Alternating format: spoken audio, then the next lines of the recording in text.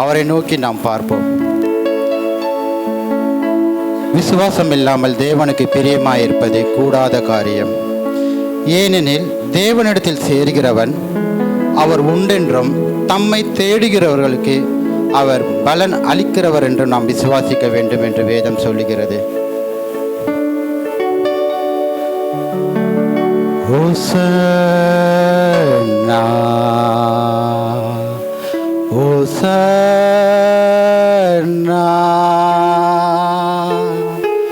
உன்னதத்தில் ஓசன்னா ஓசன்னா ஓசன்னா உன்னதத்தில் ஓசன்னா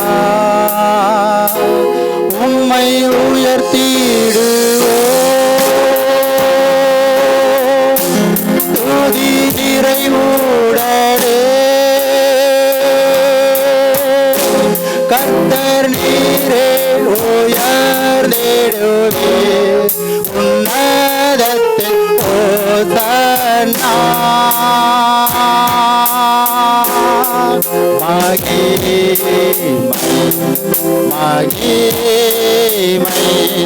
மகிமை ராஜராஜனுக்கே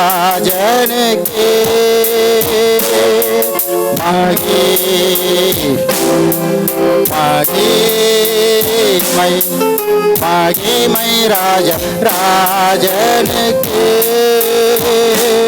உம்மை உயர்த்திடுவே துதி நிறைவுடனே கர்த்தர் நீரே உயர்ந்திடுவே மகிமை ராஜராஜனுக்கே.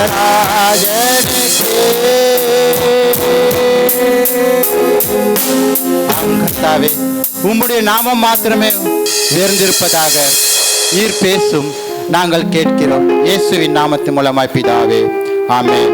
ஹல்லேலூயா. சந்தோஷமா இருக்கீங்களா? ஹல்லேலூயா. இந்த நாள் குருத்தோல் ஞாயிறு. அநேக இடங்களிலே இதை பற்றி தியானித்து கொண்டிருப்பார்கள். ஒவ்வொரு வருடமும் இந்த குருத்தோல் ஞாயிறை பற்றி நமக்கு நன்றாக தெரியும். போன வருடமும் நான் தான் குருத்தோல் ஞாயிறு பரிசுத்த ஆவியானவர் என்னோட கொண்டு பேசினார். எத்தனை பேருக்கு ஞாபகம் இருக்குன்னு எனக்கு தெரியலை. ஆமென். ஹல்லேலூயா.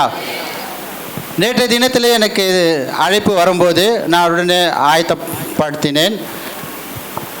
சில காரியங்களை உங்களிடத்தில் சொல்ல விரும்புகிறேன். மனதில் படுகிறது, யாரும் தவறாக எண்ணிக்கொள்ள வேண்டாம். பாஸ்டர் ஜபா அவர்கள் வந்து பேசினார் இல்லைங்களா, அவர் தன்னுடைய பாரத்தை வெளிப்படுத்தினார். ஆமீன். ஹல்லேலூயா. நான் அநேக இடங்களில் பிரசங்கம் போயிருக்கேன், அநேக சபைகளில். அங்கெல்லாம் பார்க்கும்போது ஆராதனை வந்து பாஸ்டருடைய பிள்ளைகள் அவருடைய குடும்பம் மாத்திரமே தான். ஆனால் இந்த இடத்துல தான் விசுவாசிகள் பலப்பட வேண்டும், வாலிப பிள்ளைகள் வளர வேண்டும், வாலிப பிள்ளைகள் ஆண்டவருக்காக தூண்களாக நிற்க வேண்டும் என்று இந்த இடத்தில் தான் நான் பார்க்கிறேன். பெருமையாக சொல்லவில்லை, இது உண்மையான ஒரு விஷயம். ஆமென். ஹல்லேலூயா. ஆகவே பாஸ்டர் ஜபா வந்து இப்படி சொல்லிட்டாரேன்ட்டு நீங்கள் வளர வேண்டும் என்பதுக்காக தான் அவர் பேசுகிறார். ஏன் நானும் வாலிப பிராயத்தில் இருக்கும் பொழுது ஆண்டோருக்காக மிகவும் ஓடினேன். இன்றைக்கு ஒரு ஊழியக்காரனாக உங்கள் மத்தியிலே நின்று கொண்டிருக்கிறேன். நம்முடைய தலைமை போதகரும் கூட வசனத்தை ஒன்று சொன்னார். உன்னிடத்தில் வாஞ்சியாக இருக்கிறபடி, அவரிடத்தில் வாஞ்சியாக இருக்கிறபடினால் உயர்ந்த அடைக்கலத்திலே நான் வைப்பேன் என்று சங்கீதத்திலே நாம் வாசிக்கிறோம் இல்லைங்களா. ஆகவே நாம் கடவுளிடத்தில் சாட்சிகள் நிறைய பேர் சொன்னீங்க. நிறைய பேருடைய சாட்சிகள் அவரிடத்திலே முறையிடுகிற சாட்சிகளாக இருந்தது, அவரிடத்திலே ஜெப குறிப்புகளாக இருந்தது. நான் என் காதுகளிலே நான் கேட்கும் பொழுது நாம் ஒன்றை நினைத்து ஆண்டவரை தேடக்கூடாது. நம் வாழ்க்கையிலே அது நடைபெறவில்லை என்றாலும் நாம் தேவனை தேடுகிறவர்களாக நாம் இருக்க வேண்டும். தேவன் நம்ம யாரையும் பரிதபித்து விடுகிற தேவன் அல்ல. ஆமென். ஹல்லேலூயா. பவுல் அழகாக சொல்கிறார். யோபுவும் பவுலும், யோபுவின் புத்தகத்திலிருந்து தான் பவுல் ரோமரில் சொல்கிறாரு, அவரிடத்தில் ஒன்றை நான் பெறுவதற்கு முந்தி அவருக்கு ஒன்றை கொடுத்தவன் யார்? புரியுதுங்களா நான் சொல்கிறது? அவரிடத்தில் நான் ஒன்றை பெற்றுக்கொள்ள வேண்டும் என்றால் நான் அவருக்காக என்ன செய்தேன் என்று கேட்கிறார். நாம் ஒன்றுமே செய்யவில்லை, அவர்தான் நமக்காக எல்லாவற்றையும் செய்திருக்கிறார். ஜெபிக்கிறது நான் தவறு என்று சொல்லவில்லை, சாட்சி சொல்வது தவறு என்று நான் சொல்லவில்லை. நான் எப்படி இருக்கிறேன், எனக்குள் ஆண்டவருக்குள் உறவு எப்படி இருக்கிறது என்பதை நாம் சிந்திக்க வேண்டும். ஆமென், ஹல்லேலூயா. வருடா வருடமும் குருத்தோல் ஞாயிறு வருகிறது, வருடா வருடம் புனித வெள்ளி வருகிறது, வருடா வருடம் உயிர்த்தெழுத நாள் வருகிறது. ஆனால் நாம் ஒவ்வொரு வருடமும் காலங்கள் வேகமாக கடந்து போய்கொண்டே இருக்கிறது. காலங்கள் வேகமாக கடந்து போகிற வேளையிலே நம்முடைய வளர்ச்சி எப்படிப்பட்டதாக இருக்கிறது என்று நம்மை நாமே ஆராய்ந்து பார்க்க வேண்டும். தேவனுடைய ஜனமே, ஹல்லேலூயா, ஹல்லேலூயா. கர்த்தர் தாமே உங்களை ஆசீர்வதிப்பாராக.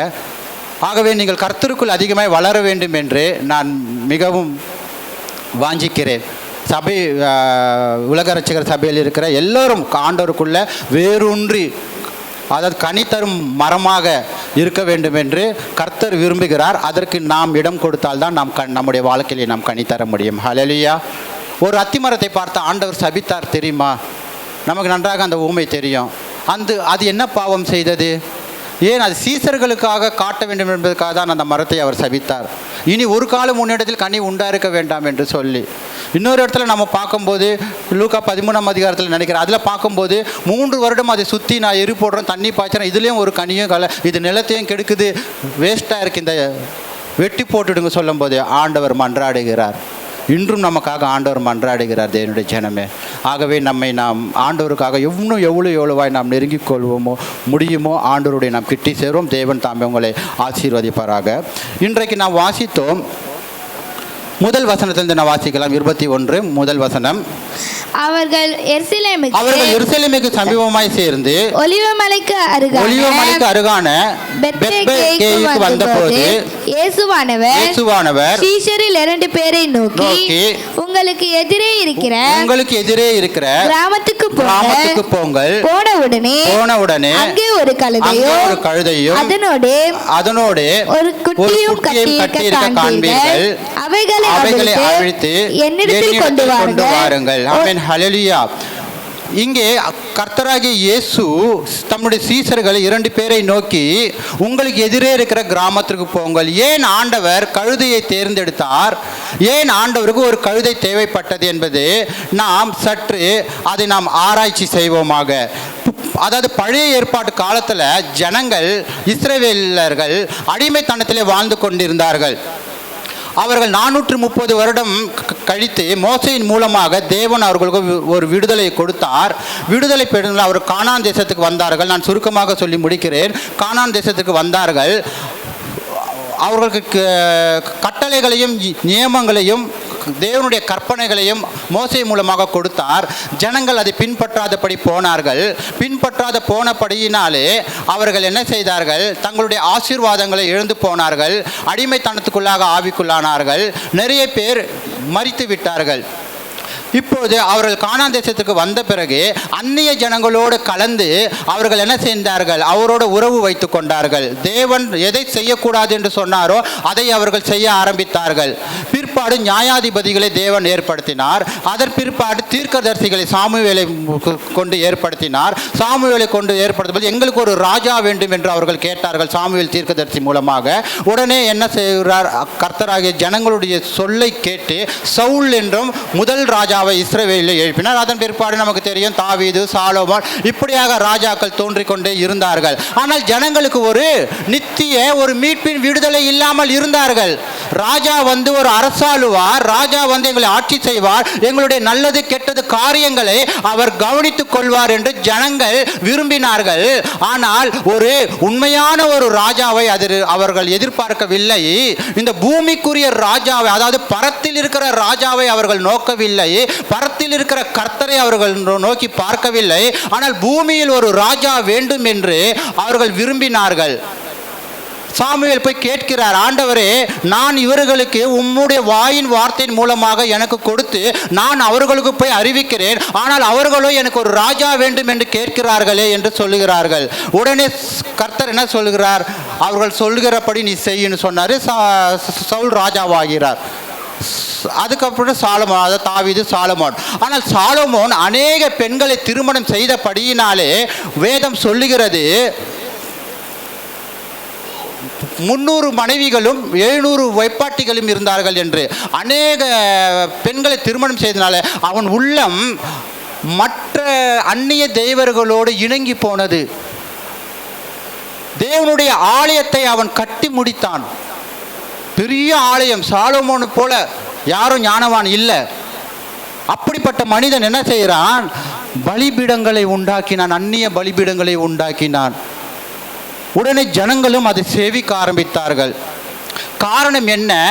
ஜனங்கள் எப்பொழுது அந்நிய தெய்வங்களை சேவிக்க ஆரம்பித்தார்களோ கர்த்தர் என்ன செய்தார்? அந்நிய ராஜாக்களை உருவாக்கி அவர்களை அடிமைக்குள்ளாக்கினார்கள். இவர்கள் எப்போது அந்நிய தெய்வங்களை செய்தார். நம்முடைய வாழ்க்கையிலும் கூட சில காரியங்களை நாம் தவறு செய்யும் பொழுதும் கூட, ஆனால் நாம் செய்கிற தவறு நமக்கே நன்றாக தெரியும். ஆனால் என்ன செய்கிறோம்? ஆண்டவர் மீது நாம் பழியை போட்டுவிடுகிறோம். கர்த்தர் என்னை கவனிக்கவில்லை, கர்த்தர் என்னை விசாரிக்கவில்லை, கர்த்தர் எனக்கு இந்த அற்புதம் செய்யவில்லை என்று சொல்லி. பாருங்க, பாபிலோன் ராஜா வந்து எல்லா ஜனங்களையும் சூறையாடி கொண்டு போகிறான். கோரேசு ராஜா வருகிறான். எத்தனையோ ராஜாக்கள் வேதங்கள் இஸ்ரவேல் ஜனங்களை கொள்ளையாடி கொண்டு 10 கோத்திரங்களாக இருந்தது 2 நாடாக பிரிந்தது, இஸ்ரேல் யூதா என்று சொல்லி. நான் ஏன் இதை சொல்ல வருகிறேன்னா, ஒரு மீட்பு எப்படி உருவானது? ஆரம்பத்தில் இருந்து தேவன் ஒரு மீட்பை உண்டு பண்ண வேண்டும் என்று தேவனுடைய மனதிலே ஆதி காலத்தில் திட்டமும் எண்ணமுமாய் இருந்தது. அந்த மீட்பு எப்படி உண்டாகினது என்று தான் நான் அந்த பழைய ஏற்பாடு காலத்திலிருந்து கொஞ்சம் கொஞ்சமாக உங்களுக்கு நான் விலக்கி கொண்டு வருகிறேன். இப்போது ஜனங்கள் அடிமைக்குள்ளாக இருக்கிறார்கள். அடிமைக்குள்ளாக இருக்கும்போது நமக்கு ஒரு மீட்பர் வருவார், நம்மை ரட்சிப்பார், நம்மை விடுதலை பண்ணுவார் என்று சொல்லி அவர்கள் என்ன செய்கிறார்கள்? தீர்க்கதரிசி மூலமாக வார்த்தைகளை கேட்க ஆரம்பித்தார்கள். யார் அந்த மீட்பர் என்று அவர்களுக்கு இன்னும் வெளிப்படவில்லை, அந்த மீட்பர் யார் என்று. ஆனால் உங்களுக்கும் எனக்கும் வெளிப்படுத்தப்பட்டிருக்கிறது. ஹல்லேலூயா! கரங்களை தட்டி நாம் தேவனுடைய நாமத்தை மகிமைப்படுத்துவோமா? அன்றைக்கு ஜனங்களுக்கு வெளிப்படுத்தப்படவில்லை, இன்றைக்கு நமக்கு தேவன் வெளிப்படுத்தியிருக்கிறார் அந்த மீட்பர் யார் என்று. நீங்களும் நானும் ஆராதிக்கிற கர்த்தராகிய இயேசு கிறிஸ்து ஒருவரே. ஆமென், ஹல்லேலூயா! தேவனுடைய ஜனமே, ஒரு மீட்பர் வேண்டும் என்று சொல்லி உரைக்கும்போது சகரியா தீர்க்கதரிசி மூலமாக ஒரு வார்த்தை வருகிறது. வாசிக்கலாம். சகரியாவின் புத்தகம் 9ஆம் அதிகாரம் 8வது வசனத்தை நான் வாசிக்க கேட்போம். சகரியா 9:9.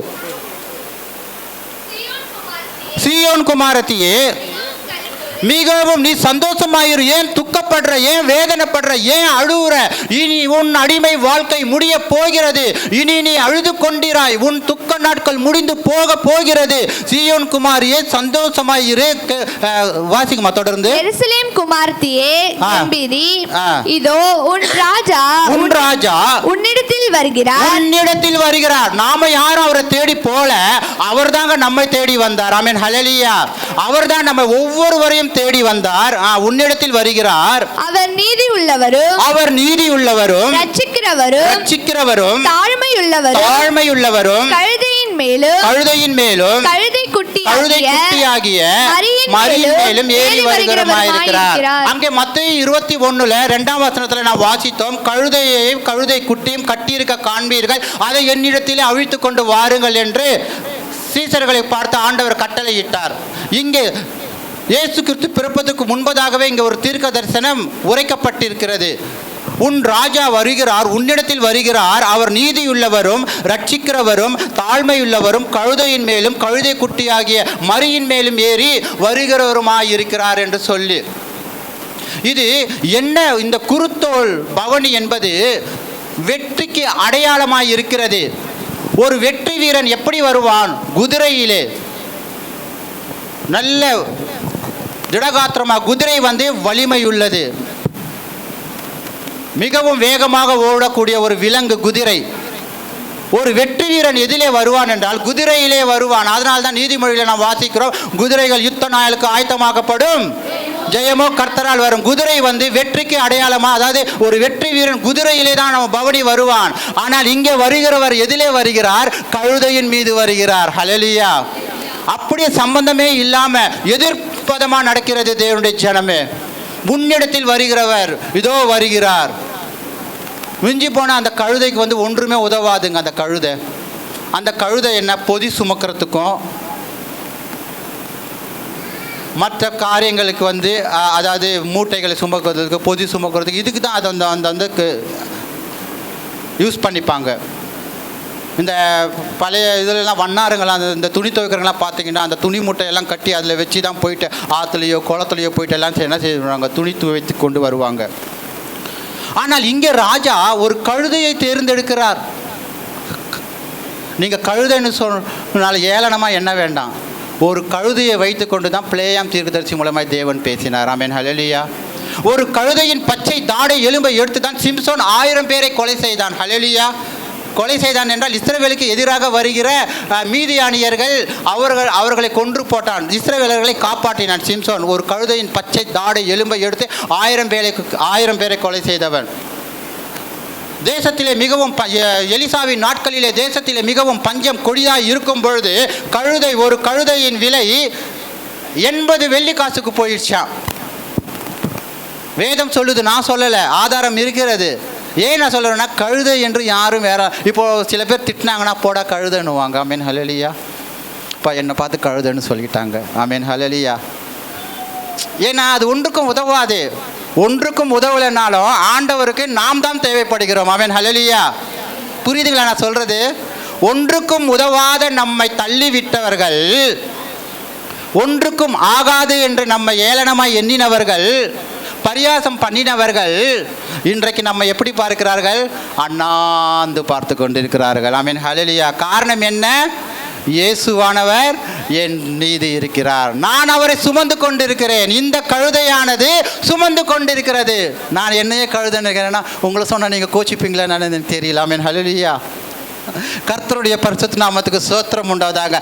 ஆண்டவருக்கு ஒரு கழுதை தேவைப்பட்டது. தேவனுடைய ஜனமே, ஒரு வெற்றி வீரன் குதிரையிலே வருவது போல இவர் வெற்றி வாகையை சூடுவதற்காக ஒரு கழுதையை அவர் தேர்ந்தெடுத்தார். இப்போது மத்தேயு நிருபத்துக்கு நாம் வருவோம். 21ஆம் அதிகாரத்தில் 3ஆம் வசனத்திலிருந்து நான் வாசிக்கலாம். ஒருவன் உங்களுக்கு ஏதாகிலும் சொன்னால் இவைகள் ஆண்டவருக்கு வேண்டும் என்று சொல்லுங்கள், உடனே அவைகளை அனுப்பிடுவான் என்று சொல்லி அவர்களை அனுப்பினார். இதோ உன் ராஜா சாந்த குணம் உள்ளவராய் கழுதையின் மேலும் கழுதை குட்டியாகிய மரியின் மேலும் ஏறிக்கொண்டு உன்னிடத்தில் வருகிறார் என்று சீயோன் குமாரத்திக்கு சொல்லுங்கள் என்று சகரியா தீர்க்கதரிசி மூலமாக என்ன செய்யப்படுகிறது? அந்த தீர்க்க தரிசனம் இந்த இடத்துல நிறைவேறுகிறதா இருக்கிறது. எத்தனையோ ஆண்டுகளுக்கு முன்பதாக. ஏனென்றால் இவருக்கு ஒரு மீட்பு. இப்போது ஜனங்கள் எல்லாம் இவர்தான் நம்மை மீட்கப் போகிறார், இவர்தான் நமக்கு விடுதலை கொடுக்க போகிறார், இவர்தான் மேசியா என்று அவரை நம்ப ஆரம்பித்தார்கள், விசுவாசிக்க ஆரம்பித்தார்கள். அந்த குருத்தோல் ஞாயிறில் இவர் என்ன செய்கிறார்? குருத்தோலின் அந்த நாளிலே அவர் கழுதையின் மீது ஏறி வரும்பொழுது 8ஆம் வசனத்திலிருந்து வாசிங்க. திரளான ஜனங்கள் தங்கள் வஸ்திரங்களை வழியிலே விரித்தார்கள். இப்போது ஆண்டவர் கழுதையின் மீது ஏறி பவனி வருகிறார். ஊர்வலமாய் வரும்பொழுது வழியிலே என்ன விரித்தார்கள்? வஸ்திரங்களை விரித்தார்கள். வேறு சிலர் மரக்கிளைகளை தரித்து வழியிலே பரப்பினார்கள்.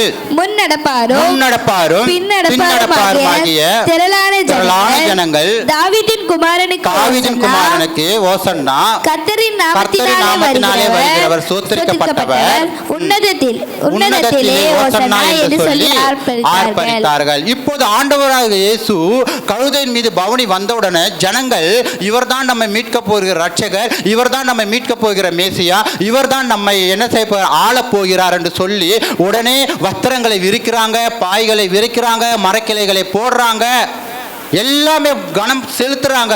ஆண்டவர் இயேசுவுக்கு கனம் செலுத்துகிறாங்க, மரியாதை கொடுக்கிறார்கள். என்ன சொல்லுகிறார்கள்?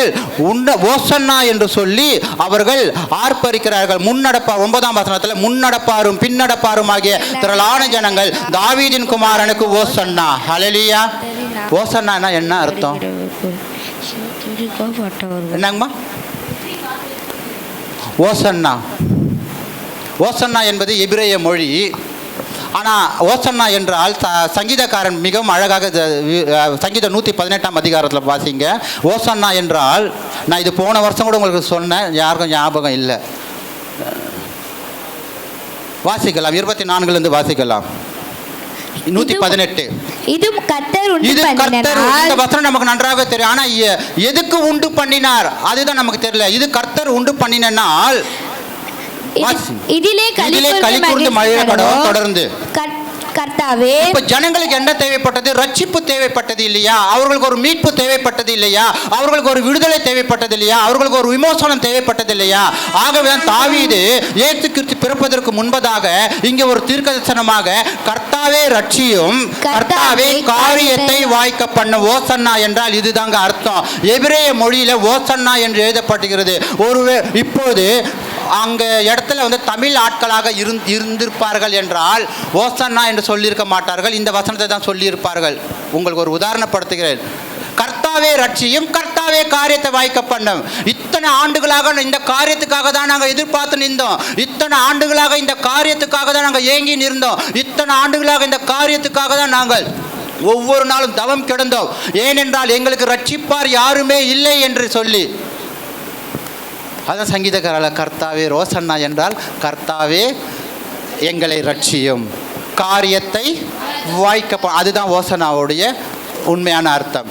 26 கர்த்தருடைய நாமத்தினாலே வருகிறவர் சோத்தரிக்கப்பட்டவர், கர்த்தருடைய ஆலயத்திலிருந்து உங்களை ஆசீர்வதிக்கிறோம். அங்கே மத்திய 21 முன் நடப்பாரும் பின் நடப்பாரும் கர்த்தருடைய நாமத்தில் வருகிற சோத்தரிக்கப்பட ஓசனா என்று சொல்லி ஆர்ப்பரித்து ஜனங்கள் என்ன செய்தார்கள்?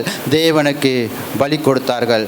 லேவியர் நீங்கள் வீட்டில் போய் வாசிச்சு பார்த்தீங்கன்னா லேவியராகும் 23 அதிகாரம் 40 வசனத்தில் இந்த குருத்தோல் என்பது ஒரு வந்து 7 பண்டிகை இருந்தது. அந்த 7 பண்டிகையில் இந்த ஒரு பண்டிகை தான், அதாவது ஓலைகளிலால பனை ஓலை, தென்னை ஓலை, ஒலிவ மலை ஓலைகள் இப்படியாக அவர்கள் செய்து என்ன சொன்ன தங்கள் கூடாரங்களில் அந்த ஓலைகளை போட்டு, ஏன் சாலமோன் கூட தேவனுடைய ஆலயத்தை கட்டி முடிக்கும் போது ஓலைகளை எடுத்து அவன் என்ன செய்தான்? தேவனுடைய சந்நிதியிலே தேவனுடைய சமூகத்திலே அந்த ஓலைகளை எடுத்துன்னு வந்து வைத்தான். ஏனென்றால் அது ஒரு பண்டிகையாக கொண்டாடப்பட்டது. நாமும் வருடம் என்ன செய்கிறோம்? இந்த ஓலைகளை தென்னை ஓலையிலோ பனை ஓலையிலோ ஒரு சிலுவை மாதிரி செய்து கொண்டு அதை அடையாளப்படுத்தி கொண்டு இருக்கிறோம். ஆனால் இந்த வெற்றி நம்முடைய வாழ்க்கையில் இருக்கிறதா? இயேசுவானவர் வெற்றி வாகை சூடினார், இயேசுவானவர் வெற்றி சிறந்தார். அவர் சாந்த குணமுள்ளவரும் கழுதை குட்டியாக மறிமேலும் வருகிறார். உண்மையாகவே நம்முடைய வாழ்க்கையிலே வெற்றியுள்ள வாழ்க்கையை ஒவ்வொரு நாளும் நாம் மாற்றிக்கொள்கிறோமா தேவனுடைய ஜனமே? நம்முடைய வாழ்க்கையில் சோர்வுகள் வரும். அநேக பிள்ளைகள் நீங்கள் சாட்சி சொன்னீங்க, எக்ஸாம் வருது, ஃபைனல் எக்ஸாம் பண்ணீங்க, சில பேர் பலவீனங்கன்னு சொன்னீங்க, சில பேருடைய காரியங்கள் வாய்க்க பண்ணணும்னு சொன்னீங்க.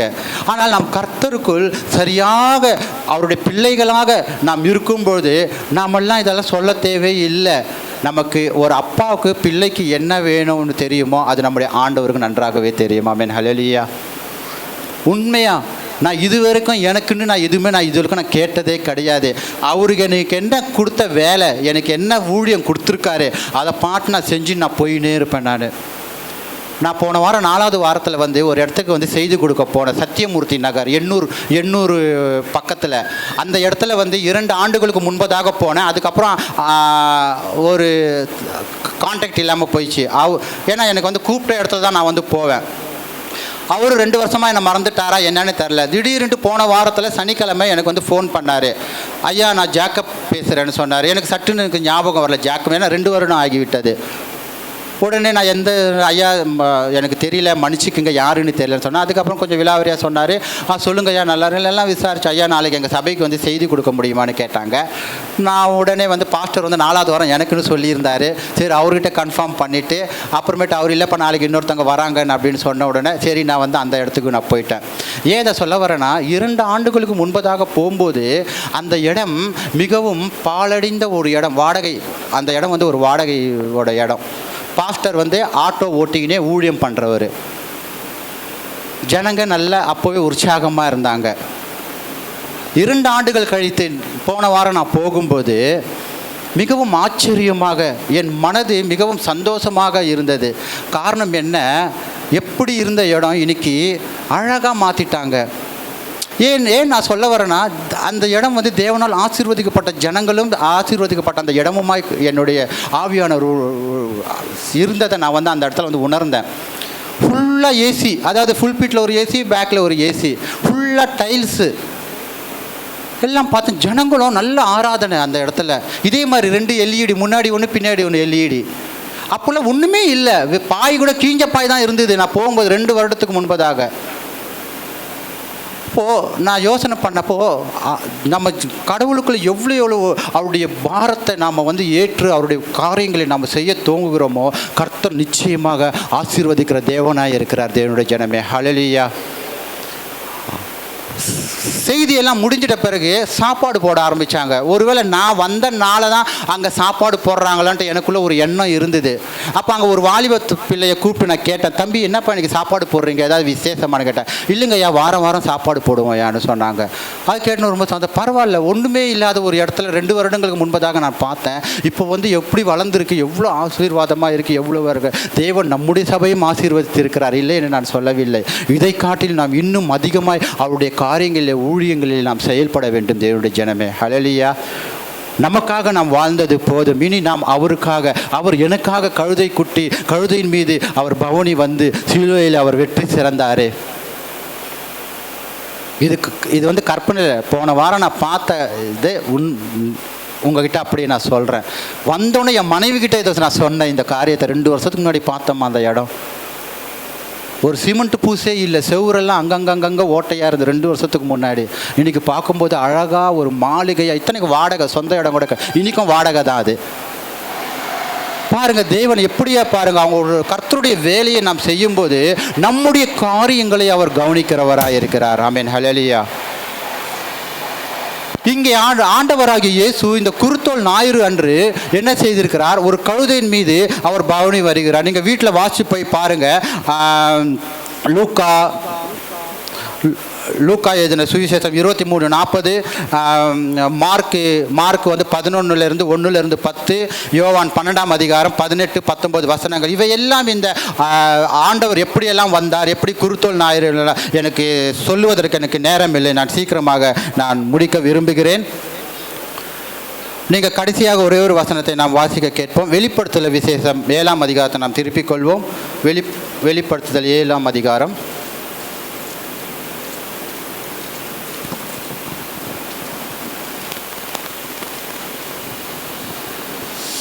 கடைசி வசனம் 17வது வசனத்தை வாசிக்கலாம்.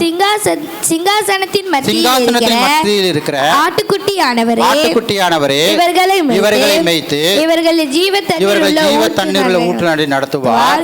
தேவன் தாமே இவர்களுடைய கண்ணீர் யாவையும் துடைப்பார் என்றார். தேவன் தாமே இவருடைய கண்ணீர் யாவையும் துடைப்பார்.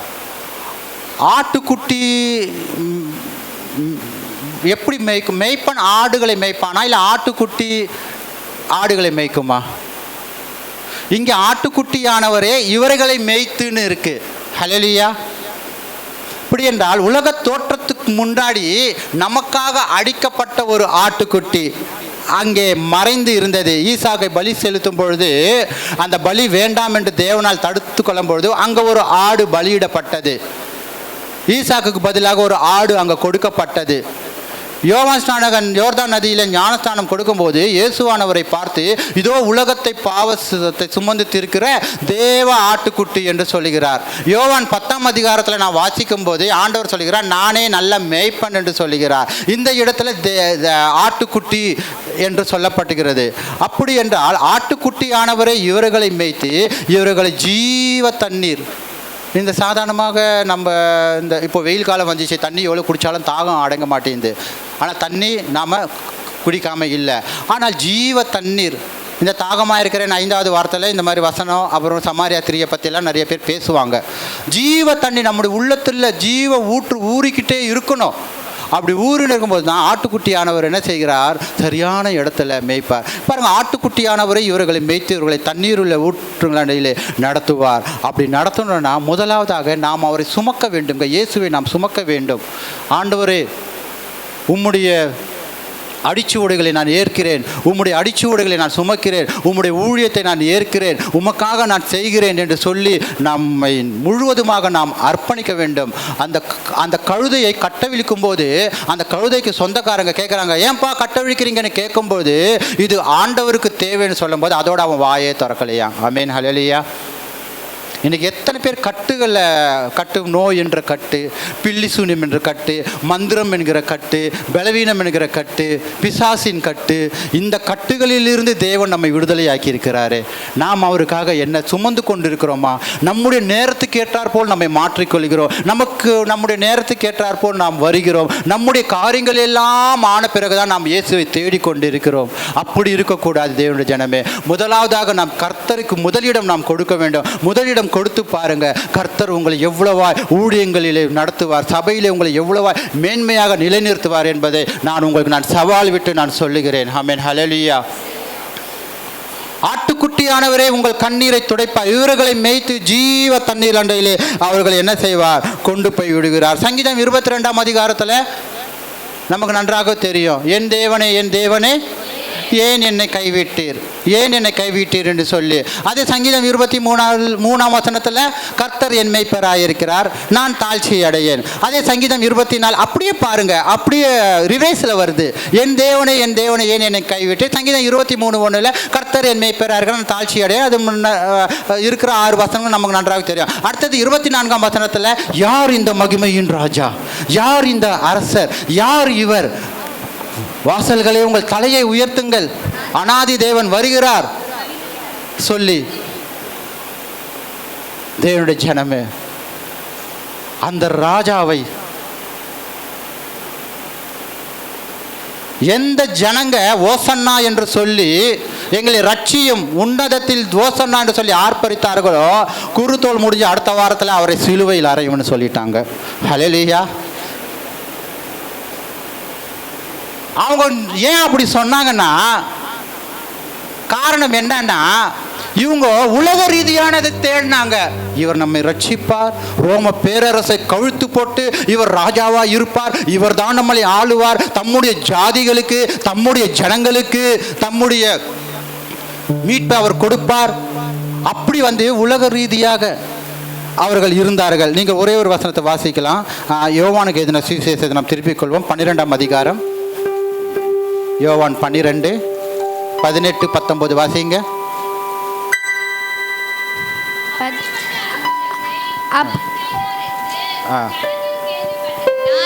அவர்கள் அவருக்கு எதிர்கொண்டு போனார்கள். எதிர்கொண்டு எதுக்கு போனாங்க? அற்புதத்துக்காக எதிர்கொண்டு போனார்கள் ஜனங்கள். ஏனென்றால் 11ஆம் அதிகாரத்தில் பார்த்தீங்கன்னா, மரித்து போன லாசரு 4 நாள் அழுகிய நிலையில் இருக்கும் பொழுது, லாசருவே வெளியே வா என்று சொல்லும் போது அவன், அப்படிப்பட்ட ஜனங்கள் இருக்கிறார்கள், அற்புதங்களை கண்டு வாழ்கிற ஜனங்கள். எனக்கு இந்த அற்புதம் நடந்தால் தான் நான் ஆலயத்திற்கு வருவேன், இந்த அற்புதம் நடந்தால் நான் எல்லாவற்றிலுமே நான் கலந்து கொள்வேன் என்று வீண் பிடிவாதம் செய்கிறவர்களும் இருக்கிறார்கள். அடுத்தது தொடர்ந்து வாசிங்க 19. அப்போது பரிசேயர் ஒருவர் நோக்கி, நீங்கள் செய்கிறதெல்லாம் வீண் என்று அறியவில்லையா? இதோ உலகமே அவருக்கு பின் சென்று போயிற்று என்றார்கள். தேவனுடைய ஜனமே, ஏன் இப்படி வீணான செய்றீங்க என்று பரிசேயர்கள் கேட்கிறாங்க. என்னவோ ஏன்பா ஒரு 12 சீசர்களை கூட்டி சேர்த்துக்கிட்டா நீ பெரிய அரசன் ஆயிடுவியா, ராஜாவாயிடுவியா? இப்போ உதாரணமாக ஒரு அரசியல் கட்சி ஆரம்பிக்கிறாங்க. ஒரு 4 பேர் என்ன சொல்லுவாங்க? தலைவர் வாழ்க, அண்ணன் வாழ்க. அந்த மாதிரி சீசர்களை வச்சுக்கிட்டு இயேசு இப்படிப்பட்ட காரியத்தை செய்கிறாருன்னு சொல்லி பரிசேயர்கள் என்ன செஞ்சாங்க? அதை பற்றி பேச்சுன்னு இருக்காங்க. நீ ஒரு 12 பேரை வச்சு நீ என்ன பெரிய ஆளா? நீ செய்கிறது வேஸ்ட்டுன்னு உனக்கு தெரியல? ரோம ஆட்சி எவ்வளோ பெரிய ஆட்சி, என்னவோ ரோம பேரரசை நீ கழுத்து போட்டு அந்த இடத்துல நீ உட்கார்ற மாதிரி இல்லை நீ பேசுகிற அப்படின்னு சொன்னாங்க. அப்போ தான் ஆண்டவர் சொல்கிறாரு, இவர்கள் பேசாவிட்டால் இந்த கல்லுகள் பேசும்னு சொன்னார். ஆமென், ஹல்லேலூயா. இவர்கள் பேசாவிட்டால் இந்த கல்லுகள் பேசும் என்று சொன்னார். ஆனால் அவங்களுக்கெல்லாம் வெளிப்படுத்தப்படவில்லை. நமக்கு தேவன் எல்லாவற்றையுமே வெளிப்படுத்தியிருக்கிறார். தேவனுடைய ஜனமே, இனி நாம் சும்மா இருக்க வேண்டாம், இனி நாம் மௌனமாக இருக்க வேண்டாம். கர்த்தருக்காக அனுதினமும் ஒவ்வொரு நாளும் நம்முடைய காரியங்கள் எல்லாம் இல்லை நான் சொல்லவில்லை. நாம் கொடுக்க வேண்டிய நேரத்தை, கொடுக்க வேண்டிய எல்லாவற்றையுமே தேவனுக்கு நாம் சரியாக நாம் செய்யும் போது கர்த்தர் நம்மை உன்னதத்தில் இருக்கிற பரத்தில் இருந்து ஆசீர்வாதத்தை நமக்கு கொடுத்து நம்மை சகல ஜனங்களை பார்க்கல நம்மை மேன்மையாக உயர்த்தி வைக்கிறவராக இருக்கிறார். ஆமென், ஹல்லேலூயா, ஹல்லேலூயா. விசுவாசிக்கிறீங்களா தேவனுடைய ஜனமே? இப்படியாக தான் அந்த இடத்துல ஆண்டவர் அவங்களுக்கு ஒரு மீட்பு தேவைப்பட்டது, ரட்சிப்பு தேவைப்பட்டது. சகரியா தீர்க்கதரிசி மூலமாக எல்லாமே அங்கே நடக்கிறது. ஓசன்னா என்று சொல்லி ஆர்ப்பரித்தார்கள். ஜனங்களும் மிகுந்த மகிழ்ச்சியாய் இருந்தார்கள். யூதாஸ் காரியத்தை ஏன் காட்டி கொடுத்தான் ஆண்டவரை? அவரும் ஜனங்களைப் போல தான் நினைத்தார். என்னன்னு, ஓ இவரு கூட நமக்கு போனால் நமக்கு அங்கே இருக்கிற 12 சீசர்கள் பார்த்தீங்கன்னா ஒவ்வொருத்தவங்களுக்கும் போட்டி பொறாமையில் இருந்திருக்கு. அப்போ தான் ஆண்டவருக்குள்ளே வளர்கிறாங்க அவங்க. யூதா சொல்லியிருப்பான், நான் பொருளாதார நிபுணர், அதாவது ஃபைனான்ஸ் மினிஸ்டர்னு சொல்லியிருப்பான். பேதுரு, நான் ஆண்டவருக்கு செக்ரட்டரின்னு சொல்லியிருப்பான், அதாவது காரியதரிசின்னு சொல்லியிருப்பான். யோவானு, நான் ஆண்டவருக்கு ரிலேஷன், ரத்த சம்பந்தக்காரர். ஒவ்வொரு சீசர்களும் ஒவ்வொரு விதமாக சொல்லியிருப்பாங்க. ஆனால் ஆண்டவர் என்ன தெரியுமா செஞ்சார்? அவங்கள வரிசையாக நிற்க வச்சு ஒரு துண்டை இடுப்பில் கட்டிக்கிட்டு எல்லாரும் நிற்க வச்சு காலை கழுவினார். ஆமென், ஹல்லேலூயா. உங்களில் யாரும் இந்த மாதிரி மேன்மை பாராட்டக்கூடாது.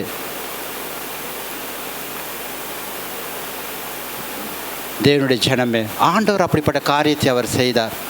யூதாஸ் காரியத்தை ஏன் காட்டி கொடுத்தார்? ஆண்டவர் சொன்னார், உன்னை விரோதிக்கிறவர்களை நீ ஆசீர்வதி, உன்னை நிந்திக்கிறவர்களுக்காக நீ ஜெபம் பண்ணு. நான் மத்திய 5ஆம் அதிகாரத்தில் எல்லாம் சொல்லலாம். அப்போ தான் யூதாஸ் பார்த்தான், ஐயோ இவர் கூட இருந்தால் நமக்கு ஒரு சீட்டு கூட கிடைக்காது, இந்த ஆளை நம்ம காட்டி கொடுத்துடலாம், வர அந்த 30 வெள்ளி காசை வச்சு நம்ம ஆஹா ஓஹோன்னு வாழ்ந்துடலான்னு சொல்லிட்டு நினச்சி போய் காட்டி கொடுத்துட்டான். இதுதான் இந்த யூதாஸ் காரியத்தும் பூமியின் ராஜ்யத்தை குறித்து தான் நினைத்தாரே தவிர பரமர் ராஜ்யத்தை குறித்து நினைக்கவில்லை. ஜனங்களும் அதுபோல தான் வாழ்ந்தார்கள், பரமர் ராஜ்யத்தை குறித்து நினைக்கவில்லை. தேவன் நமக்கு அந்த பரம ராஜ்யங்களை குறித்து ஒவ்வொரு நாளும் ஊழியக்காரர்கள் மூலமாய் உங்களுக்கும் எனக்கும் வெளிப்படுத்தி கொண்டே இருக்கிறார். இந்த வேத புத்தகத்தை நம்முடைய கைகளிலே கொடுத்திருக்கிறார். தேவன் நம்மோடு கூட வாசம் பண்ணுகிறாரா? தேவனை நான் சுமக்கிறேனா? தேவனுடைய வார்த்தைகளை என் வாயிலும் என் இருதயத்திலும் இருக்கிறதா என்று நாம் ஆராய வேண்டும். தேவனுடைய ஜனமே, இந்த வெற்றி பவனி எதற்காக? தேவன் குதிரையில் அல்ல, ஒரு கழுதையின் மீது தான் அவர் வந்தார். கழுதையின் மீது அவர் வந்தார். அந்த கழுதையாகிய அவரை நாம் சுமப்போமா? அனுதினமும் சுமந்து நாம் தேவனுடைய வார்த்தையை, தேவனுடைய காரியங்கள், தேவனுடைய வேலைகள் ஏராளமாக இருக்கிறது, அறுவடை மிகுதி, ஆட்களோ குறைவு என்று ஆண்டவர் அங்கே சொல்லுகிறார். ஒரு இடத்துல மிகுதியான அறுவடையாக இருக்கிறது என்று சொல்லி, ஆட்களோ இல்லை. ஆண்டவர் தேடிக்கொண்டிருக்கிறார். நம்மை தேடி ஆண்டவர் வந்தாரே, நம்மை தேடி ஆண்டவர் வந்தார், தம் ஜீவனை கொடுத்தாரு, நமக்காக எல்லாவற்றையும் அவர் செய்தாரே. நாம் அவருக்கு என்ன செய்ய போகிறோம்? நாம் அப்படியாக நாம் எழுந்து நிற்போமா? எல்லோரும் தேவனுடைய வார்த்தை, உங்களுக்கு எதிரே இருக்கிற கிராமத்துக்கு போங்கள். எத்தனை கிராமங்கள் நமக்கு எதிரே இருக்கிறது, எத்தனை தெருக்கள் நமக்கு எதிரே இருக்கிறது, எத்தனை அக்கம் பக்கத்து வீடுகள் நமக்கு அருகாமையில் இருக்கிறது. நாம் அவருடைய வார்த்தை என்றைக்காவது சொல்லியிருக்கோமா? இதோ உன் ராஜா வருகிறார், இதோ உன் ராஜா வருகிறார். கூப்பிடு நீ பதில் கொடுப்பார், குறைகள் எல்லாம் நிறைவாக்குவார். கூப்பிடு நீ பதில் கொடுப்பார், குறைகள் எல்லாம் நிறைவாக்குவார். உண்மையாக தேடு.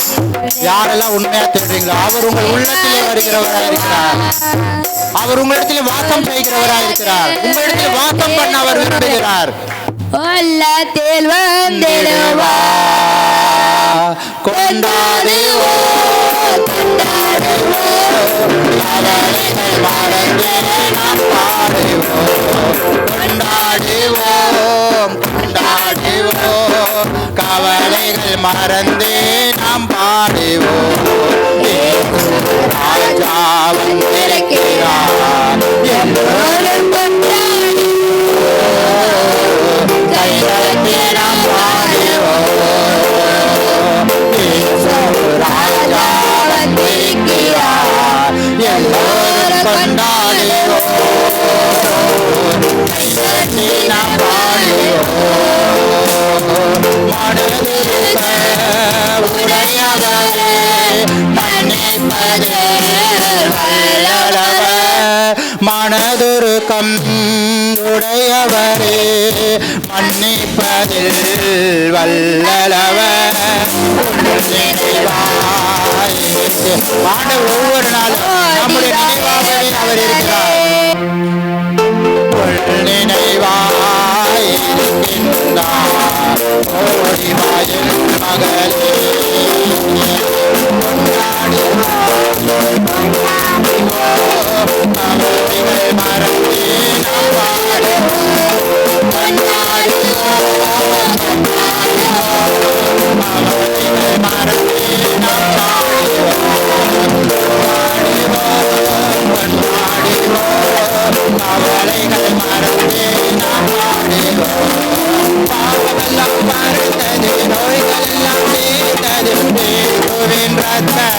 ரத்தத்தினால் பாவமெல்லாம் பறந்தது, நோய்கள் எல்லாம் தீர்ந்தது இயேசுவின் ரத்தத்தினால். கிறிஸ்துவுக்குள் வாழ்வு, கிருபையால் மீட்பு, பரிசுத்த ஆவியினால். கிறிஸ்துவுக்குள் வாழ்வு, கிருபையால் மீட்பு, பரிசுத்த ஆவியினால். குதிகளம் கொண்டாட்டமே நம்ம எல்லாரும் மீட்டெடுத்தார், நம்ம எல்லாரும் விடுதலை பண்ணினார். ஆகவே நீ அழுது கொண்டிருந்தாய், முடிந்து போனது, நீ சமாதானம் என்று ஆண்டவர் சொல்கிறார். தேவாதி தேவன் தினந்தோறும் தங்கும் தேவாலயம் நாமே. தேவாதி தேவன் தினந்தோறும் தங்கும் தேவாலயம் நாமே.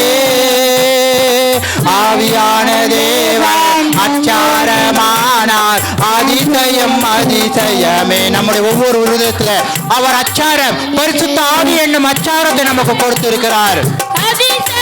அதிசயமே, குதூகலம் கொண்டாட்டமே, சந்தோஷமாக குதூகலம் கொண்டாட்டமே. சன்னிதான